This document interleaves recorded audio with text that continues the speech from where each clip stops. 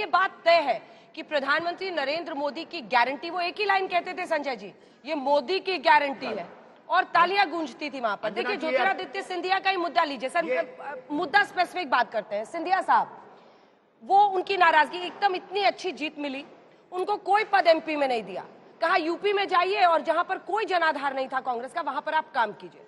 उनको लगा कि उनको जो ड्यू मिलना चाहिए था, तोहफा पिछली बार की मेहनत का, वो नहीं मिला, इसलिए वो बीजेपी में चले गए अपने विधायकों के साथ।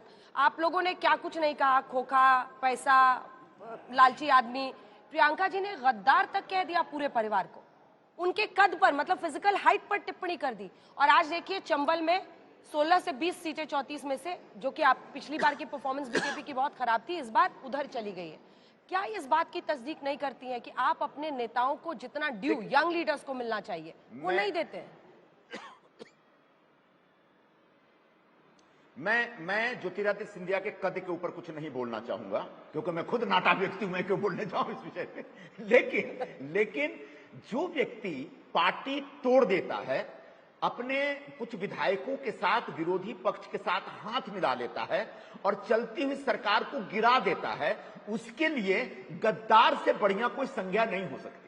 तो मुझे लगता है प्रियंका जी ने अगर उनको गद्दार कहा, मतलब उन्होंने पार्टी के साथ धोखा दिया, और इस धोखे का जो एक्सप्रेशन था उसमें कोई दोष या कमी नहीं है। मुझे लगता है कि इसके ऊपर सिंधिया जी को भी बहुत ज्यादा ऐतराज नहीं करना चाहिए, आपको तो कतई नहीं करना चाहिए। यह एक प्रकार का एक्सप्रेशन है, जैसा कर्म उसके ऊपर उस प्रकार की टिप्पणी थी। अब रही बात मेरे ऊपर, मैं ऐसा कुछ नहीं कर रहा हूं, मैंने सिर्फ ये कहा। जयवीर शेरगिल जी आपके पुराने साथी जुड़ गए हैं, आपको भी अच्छा लगेगा। एक वक्त पे लोग कहते कि दो कांग्रेस के चेहरे, अब आप देखिए बीजेपी में आ गए हैं और जयवीर शेरगिल जमकर मोर्चा संभालते हैं, बैटिंग के लिए पिच पर उतरते हैं भारतीय जनता पार्टी के। जयवीर शेरगिल, आज एक ऐसे दिन आप बैठ रहे हैं आज तक पर जिस दिन बहुत अच्छी जीत, मतलब मध्य प्रदेश की जीत तो प्रचंड है, वैसे ही राजस्थान में देखिए तो लगभग डबल का आंकड़ा, 68 पर कांग्रेस अटक गई है, 116 पर बीजेपी पहुंच गई है, 36 और 54 छत्तीसगढ़ में है। 36 का आंकड़ा हो गया ये छत्तीसगढ़ में कांग्रेस। सबसे पहले तो क्योंकि पंजाब से कहना बहुत जरूरी है, जयवीर शेरगिल भारतीय जनता बड़ी पार्टी की तीनों प्रधानमंत्री के चेहरे पर ये चुनाव तीनों राज्यों में लड़ा गया। ढोल और लड्डू का जश्न भाजपा के खेमे पे पूरी तरह छाया हुआ है।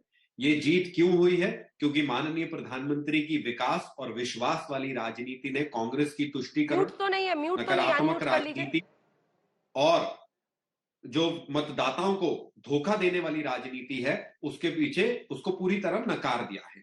तीसरी बात, आज एक बहुत बड़ा संदेश गया है, मतदाताओं ने संदेश दिया है 2024 के लिए भी, ये दिल मांगे मोर, मोदी सरकार वंस मोर। जादूगर जो जादू कांग्रेस के थे वो राजस्थान से छू मंतर हो गए। भाजपा ने छत्तीसगढ़ में कांग्रेस के एटीएम को ताला लगा दिया और मध्य प्रदेश में लाडली बहनों ने भारतीय जनता पार्टी को आशीर्वाद दिया है।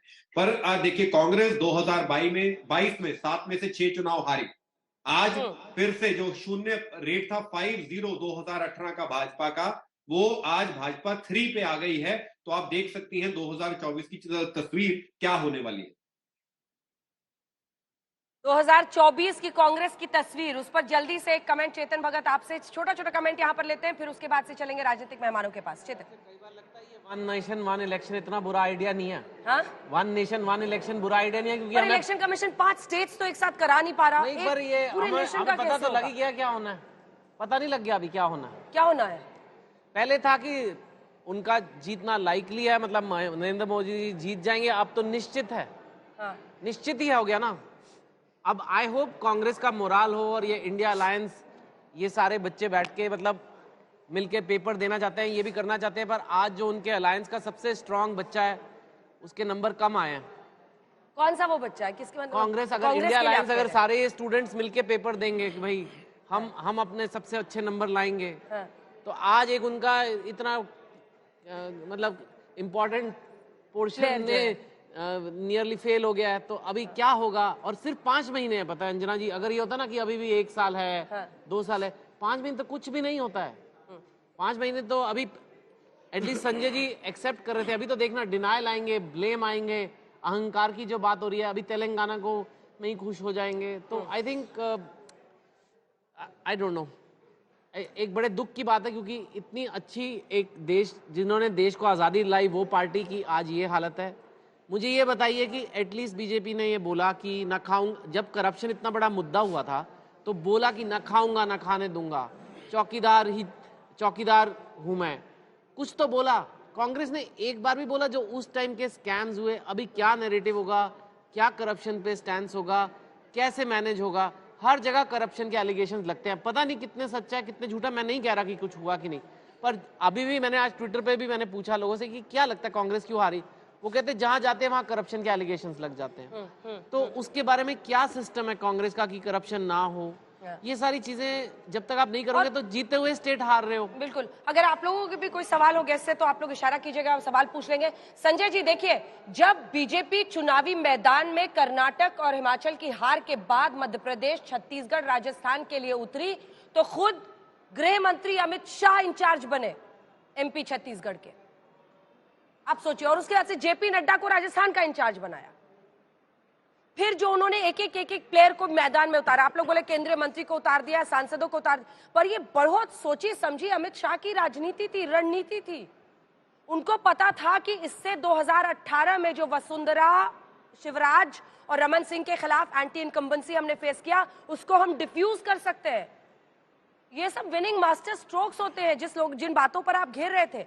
आप खुद ही कल्पना कीजिए ना कि अमित शाह खुद इंचार्ज बने मध्य प्रदेश और छत्तीसगढ़ के, और जेपी नड्डा को, अध्यक्ष को कहा कि आप इंचार्ज होंगे राजस्थान के। क्या ये बहुत मतलब जुझारू तरीके से पार्टी लड़ती है? और आप कहते हैं प्रचार मंत्री। अरे एडमिनिस्ट्रेशन, विश्वसनीयता, ये सब देख के ही तो जनता किसी पर भरोसा करती है ना, वरना बहुत सारी स्कीम्स तो गहलोत साहब ने भी उतारी थी, कमलनाथ जी भी 5 गारंटी दे रहे थे और बघेल साहब भी दे रहे थे।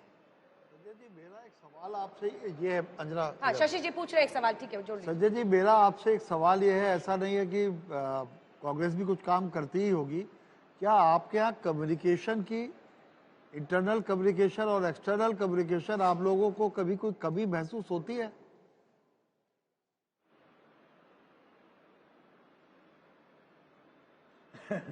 ऐसा है, कांग्रेस पार्टी पिछले 10 वर्षों से चुनाव लड़ रही है। 2014 के बाद से जो चुनाव का दौर शुरू हुआ है, निश्चित तौर पर भारतीय जनता पार्टी ने चुनाव लड़ने का एक नया प्रबंधन सामने रखा है और भारतीय जनता पार्टी बहुत आक्रामक तरीके से, बहुत बुनियादी तरीके से और बहुत ही एक बारीक तरीके से चुनाव लड़ती है। इससे मैं इनकार नहीं कर रहा हूं। तो उसको समझते समझते हमको भी थोड़ा वक्त लगा, लेकिन हाल के वर्षों में, पिछले 2-3 वर्षों में कांग्रेस पार्टी ने अपना चुनाव प्रबंधन बहुत बेहतर किया।